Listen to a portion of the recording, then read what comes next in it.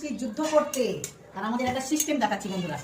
এই দেখো, মানুষ জামাটা পরে ক্লিপ দেয়, আমরা হাড়ির মধ্যে ক্লিপ লাগাই।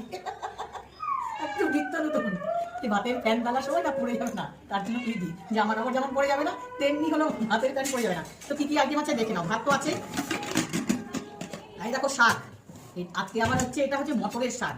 আজকে ভাতটা কাটি করে বাড়ি। স্যালাড, দাঁড়াও দাঁড়াও দাঁড়াও, ঝটপট ঝটপট ঝটপট ঝটপট, দেরি হয়ে যাচ্ছে। মার অনেক দেরি হয়ে গেছে, অনেক দেরি হয়ে গেছে বন্ধুরা, তাড়াতাড়ি তাড়াতাড়ি তাড়াতাড়ি করি।